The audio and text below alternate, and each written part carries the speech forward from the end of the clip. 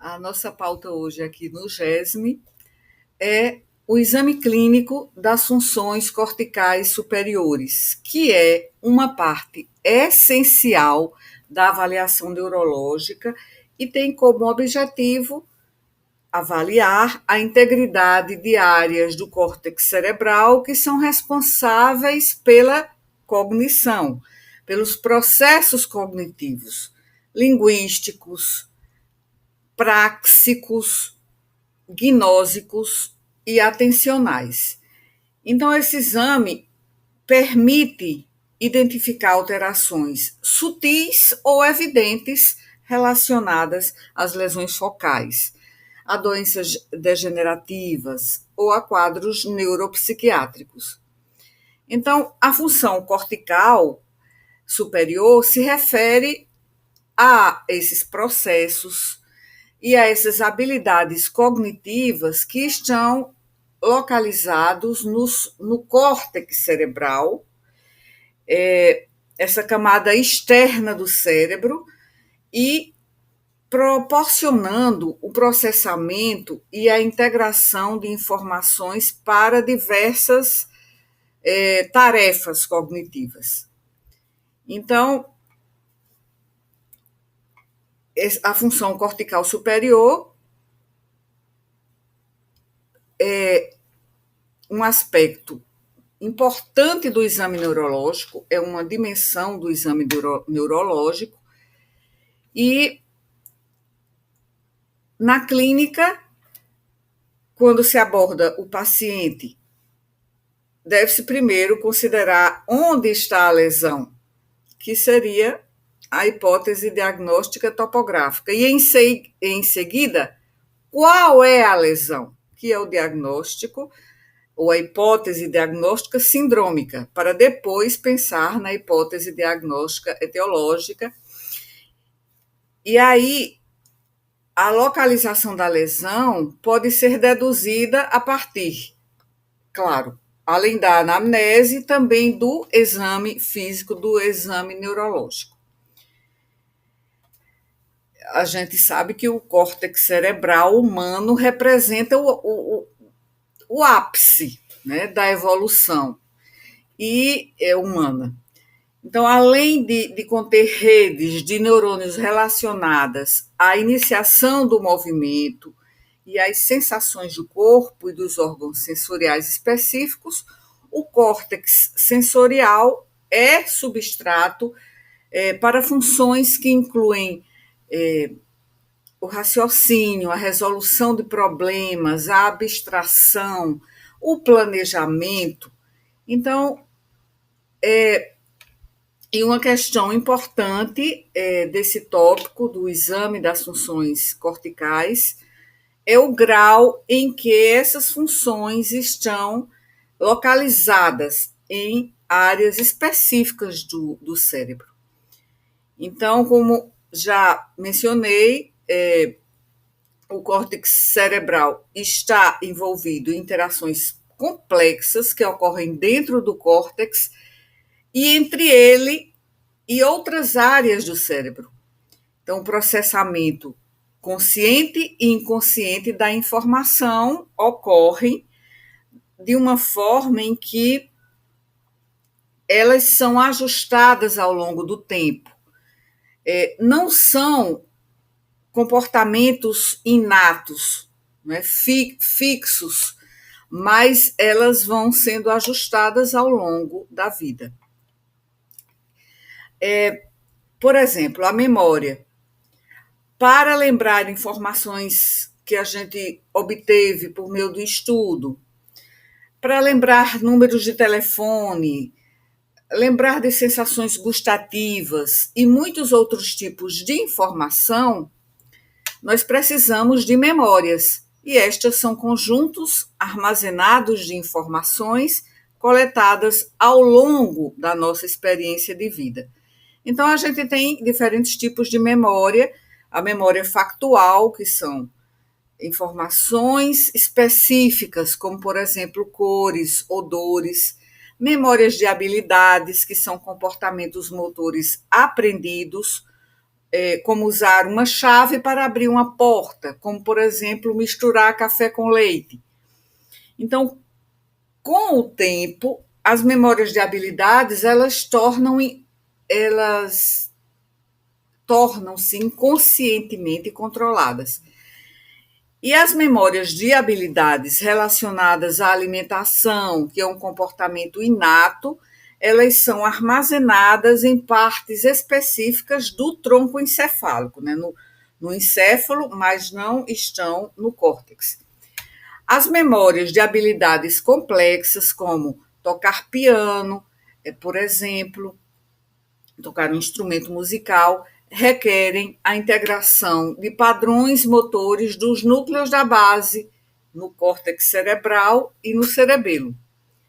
Então, a gente, nessa questão da evolução, a gente sabe que os lóbulos frontais, né, do córtex contêm partes filogeneticamente novas do córtex e servem como uma parte, digamos assim, executiva do córtex. E participam de funções de ordem superior, que incluem raciocínio, abstração, planejamento e a iniciação de atividades motoras, a modelagem do comportamento para garantir ações adaptativas, a inibição de comportamentos desadaptativos, que nem sempre ocorre, a priorização e sequenciamento de ações, a resolução de problemas, a coordenação de funções motoras e sensoriais elementares, isso em um fluxo de comportamento coerente e direcionado a um objetivo. Então, um dano aqui no lobo frontal, né, nessa parte aqui anterior, né, do lobo frontal, como pode ocorrer, por exemplo, com tumores cerebrais ou traumatismos cranianos, podem produzir profundas alterações comportamentais. Várias síndromes são especialmente comuns. Após danos à parte dorsolateral dos lobos frontais, né, os pacientes tendem a se tornar indiferentes, né, tendem a se tornar apáticos, muitas vezes mudos e imóveis em alguns casos. E após danos à área órbito-frontal do córtex, há uma síndrome de desinibição, na qual o paciente parece irritável, com labilidade emocional. E esses pacientes são desatentos, são distraídos, com julgamento prejudicado e perda das inibições e digamos assim, da elegância, né, no trato social habitual. E danos à parte medial dos lobos frontais podem produzir uma síndrome de acinesia, que é falta de movimentos espontâneos, além de apatia. E lesões da parte basal dos lobos frontais podem produzir uma síndrome de acinesia, falta de movimentos espontâneos e além de apatia também. Essas síndromes, né, do lobo frontal são mais frequentemente vistas em pacientes com lesões que são bilaterais, né, corticalmente falando. Então, vamos ver algumas, digamos, funções que são observadas, né, quando a gente faz esse exame das funções corticais superiores. Então, a gente vai observar a linguagem, por exemplo. Né? A linguagem, pela linguagem, a gente avalia a compreensão, a fluência, a repetição, a nomeação e a leitura além da escrita. Então, a gente pede para que o paciente execute tarefas como nomear objetos, repetir frases, compreender ordens de complexidade progressiva e elaborar um discurso espontâneo. Então, os transtornos dessa função incluem as afasias, né, a de Broca, a de Wernicke, a afasia global, de condução, entre outras. A de Broca, que é motora, e a afasia de Wernicke, que é da compreensão. Né?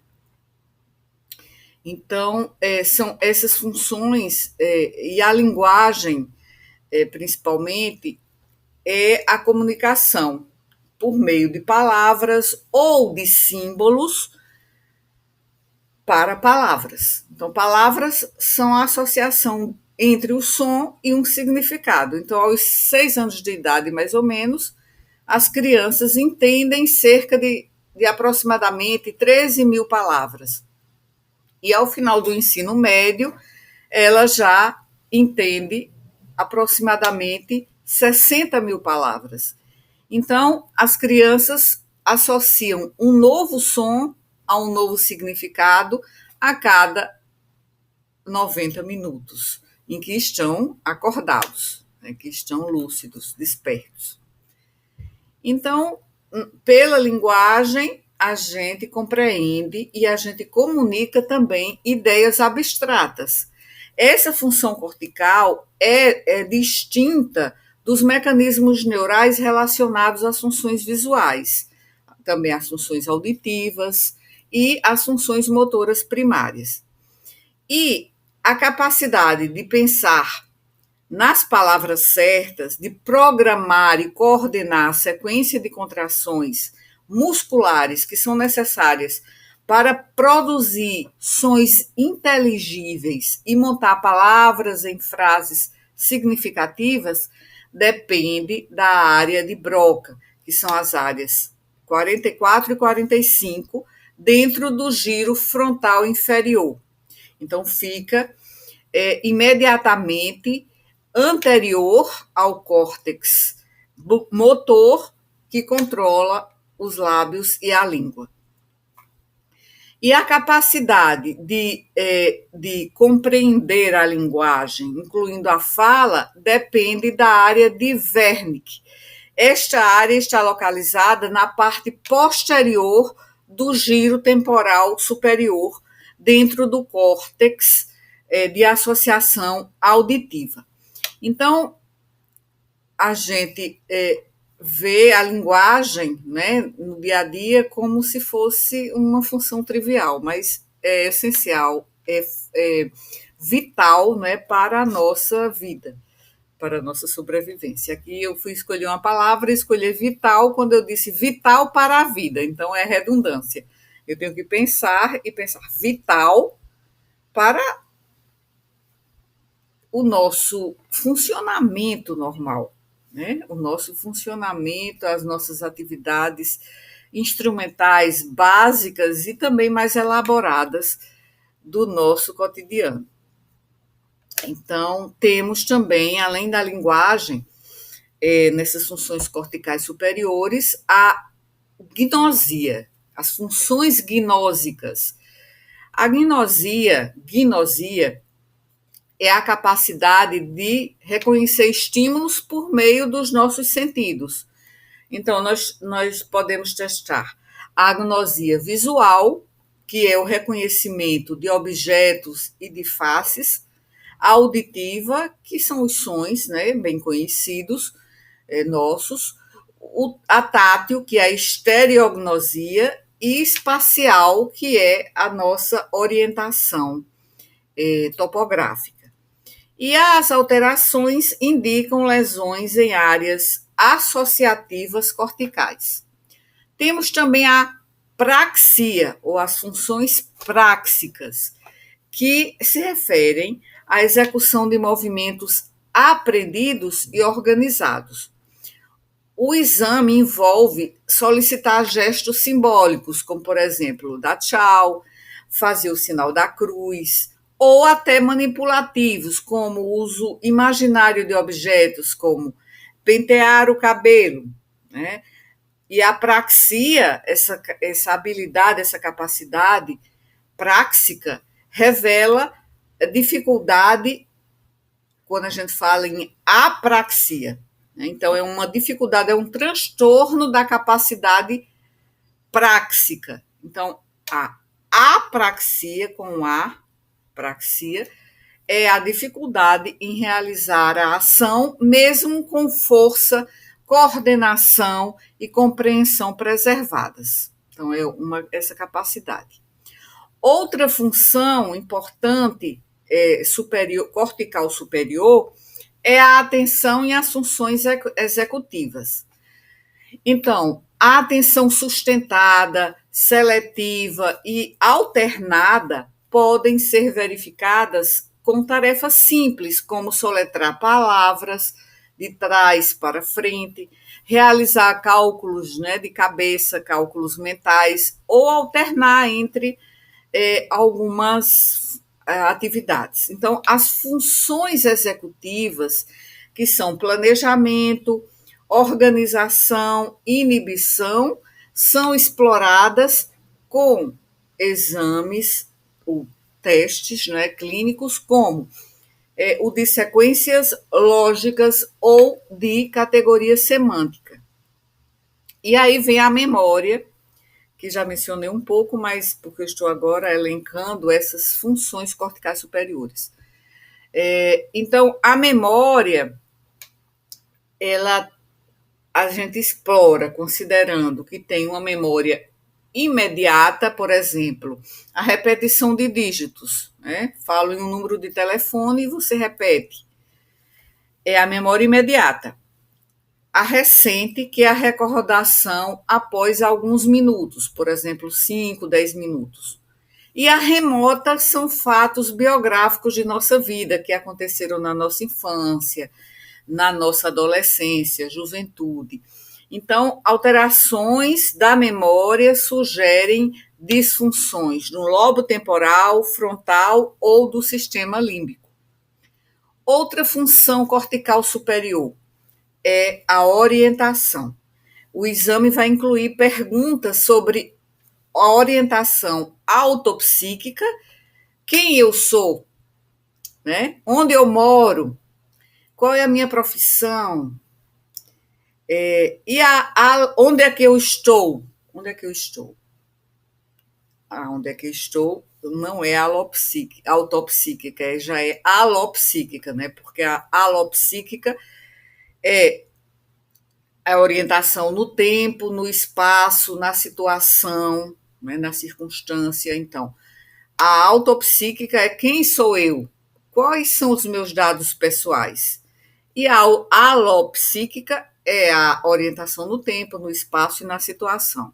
Então, é um dos parâmetros básicos de avaliação cognitiva e que avaliamos também no exame de inspeção geral, ou no exame físico geral ou ectoscopia. Então, em conjunto, o exame clínico das funções corticais superiores oferece uma visão integrada da atividade mental do paciente, ajudando a distinguir quadros como demências, afasias, apraxias e síndromes neuropsicológicas também específicas de determinados quadros. Então, o exame clínico das funções corticais superiores deve ser sempre contextualizado na queixa clínica, né? E também ajustado ou adaptado à escolaridade do paciente e à cultura dele. Então, veja, eu vou falar de forma rápida, para não me alongar demais, aqui nessas funções e lembrar de como examinar essas funções e quais são as possíveis alterações. Então, a linguagem. A gente examina pedindo para o paciente nomear objetos, repetir frases, compreender ordens simples e complexas e de produzir um discurso espontâneo também, além de repetir imediatamente, por exemplo, números, né, dígitos ou palavras. E também a recordação de uma lista de palavras após alguns minutos. Por exemplo, eu digo como no mini exame do estado mental. Você repete 5 palavras e daqui a 15 minutos você diz para o paciente 5 palavras e daí a 15 minutos pedimos para que ele repita aquelas palavras. Então, quais são as alterações que podemos observar? Nas afasias, por exemplo, na afasia de Broca, o paciente não tem uma fala fluente. Na afasia de Wernicke, que é a sensorial, a fala é fluente, mas não tem um sentido, não é coerente. E a global, a afasia global, o déficit é mais amplo. A afasia é completo, né? Na afasia de condução, há uma dificuldade especificamente de repetir, né? A repetição.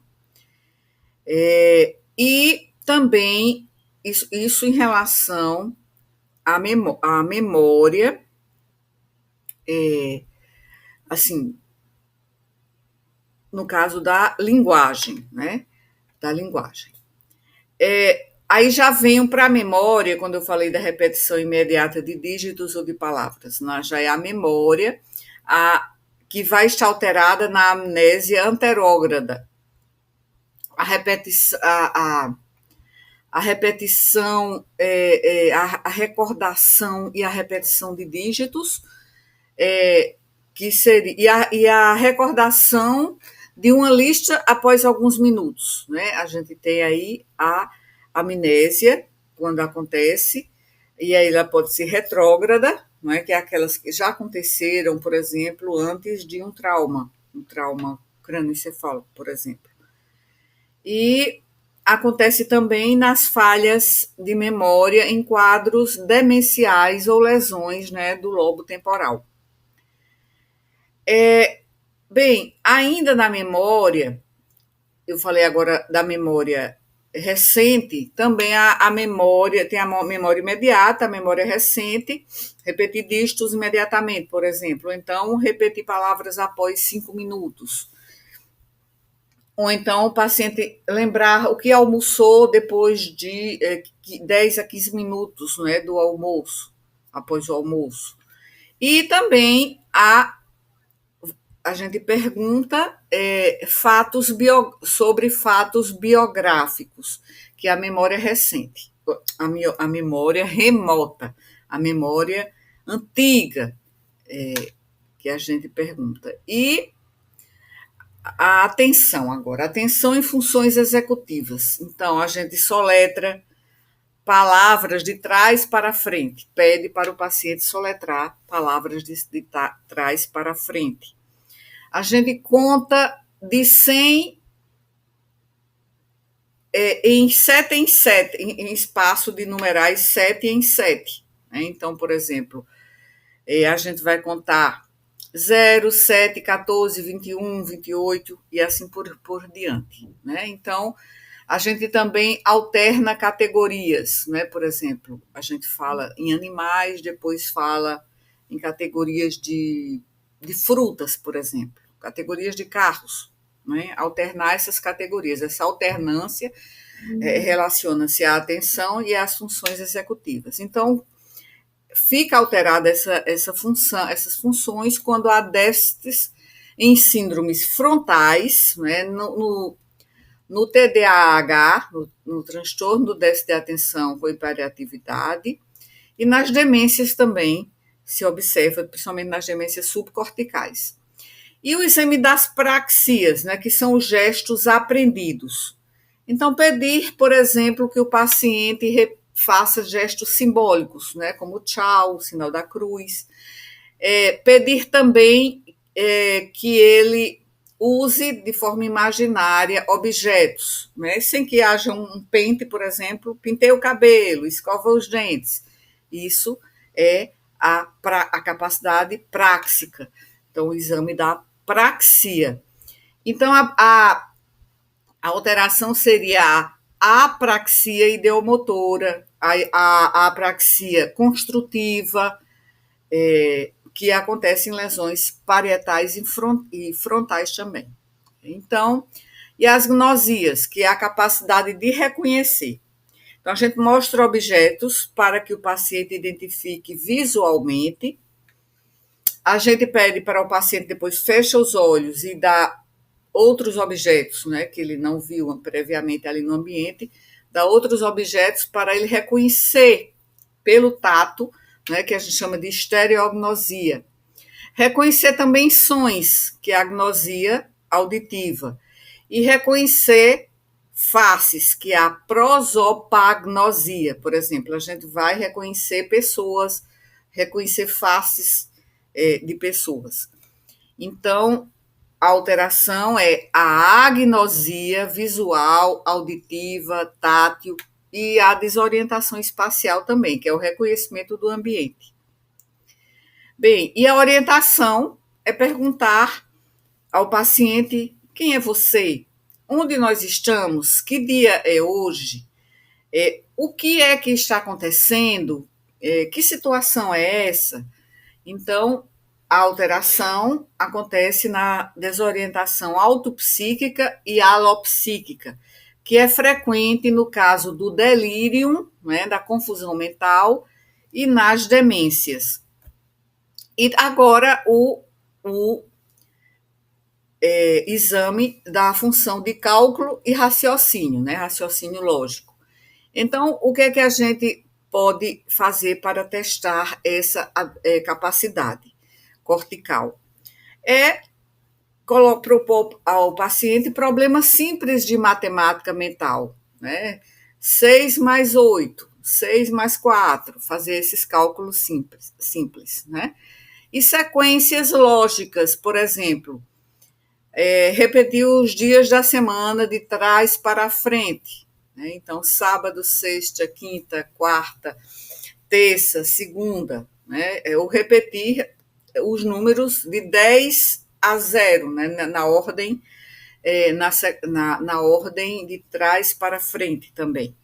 E a alteração é o que nós chamamos de acalculia, né? Por lesão parietal esquerda e também por déficit executivo, né? Nos quadros também demenciais.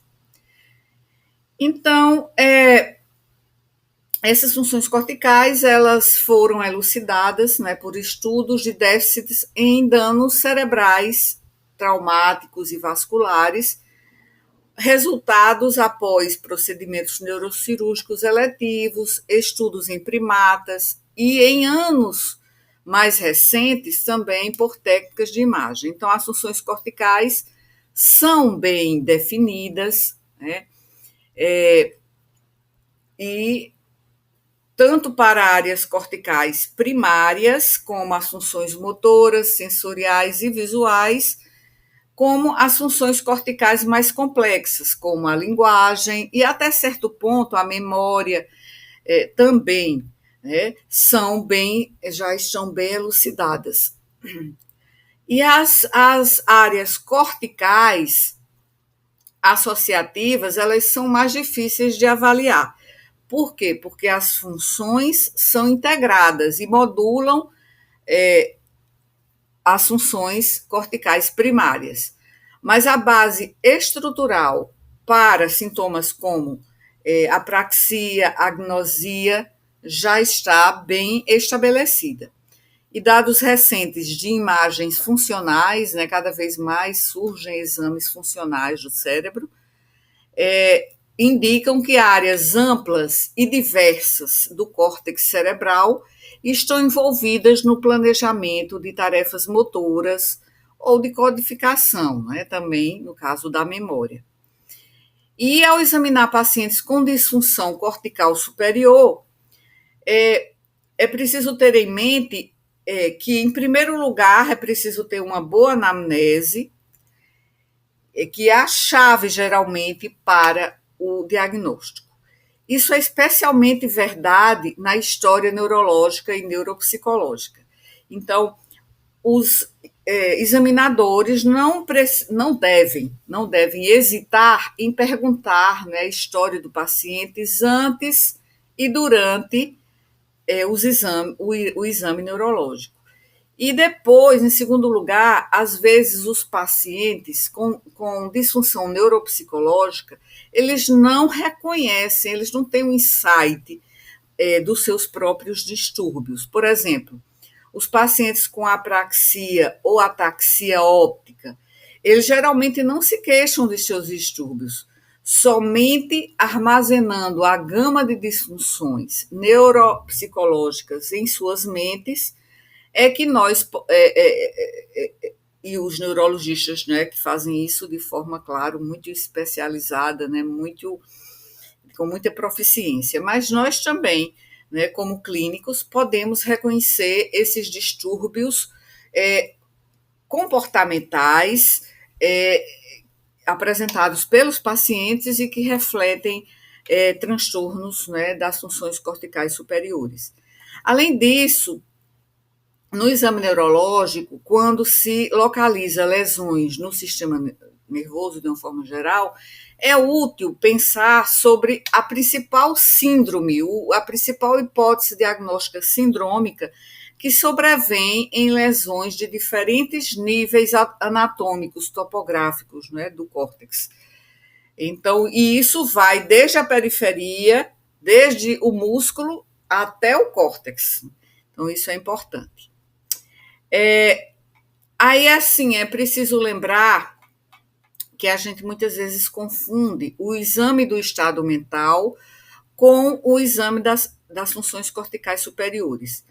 O exame do estado mental, ele é mais amplo e visa avaliar o funcionamento global da mente no momento do atendimento. Então, a gente observa também aparência e comportamento, como a postura, o contato visual, a higiene do paciente, a atitude diante do examinador. Então, isso é aparência e comportamento, que aí a gente já não inclui nos exames que a gente está focando aqui, exame das funções corticais superiores. O humor e o afeto, né, como o paciente diz que está se sentindo e como expressa as emoções. O pensamento, quer dizer, qual é o conteúdo do pensamento, se o paciente apresenta delírios, se apresenta ideias paranoides, ideação suicida. A percepção, ou seja, se ele tem alucinações e ilusões. A cognição, ou seja, a atenção, a memória, a orientação, a linguagem, a abstração. Então, a cognição é função cortical superior e está dentro aqui do exame do estado mental. Então, o exame do estado mental é mais amplo do que o estudo das funções corticais superiores. E ainda no exame mental tem o julgamento, né? Ou seja, a capacidade de avaliar situações e suas consequências, ou atitudes e consequências, que aí é o que é o juízo ou o julgamento e crítico, né, que também está no exame do estado mental. Ou seja, o exame do estado mental é uma avaliação clínica que integra aspectos psiquiátricos e neurológicos. Já o exame das funções corticais superiores é mais focado em aspectos cognitivos e neurológicos, que aí vai abranger, como eu disse há pouco, linguagem, memória, alteração da atenção e das funções executivas, as praxias, né, que são os gestos aprendidos, as gnosias, que é o reconhecimento de objetos, de sons, a orientação e o cálculo e o raciocínio lógico. Então, o exame das funções corticais superiores explora a atividade de áreas específicas do córtex e permite identificar síndromes focais, como afasias, apraxias e agnosias, ou mesmo quadros difusos, que são as demências. Então, claro que o exame do estado mental inclui o exame das funções corticais superiores como parte da avaliação cognitiva. Então, em psiquiatria, o estado mental é mais amplo, que aí abrange comportamento, humor, pensamento, percepção. Já no exame neurológico, o foco muitas vezes é mais objetivo. que é nas funções corticais superiores. Então, podemos dizer que o exame das funções corticais superiores é um componente do exame do estado mental, especialmente no eixo cognitivo. Então, assim finalizo essa revisão sobre o exame das funções corticais superiores no exame neurológico.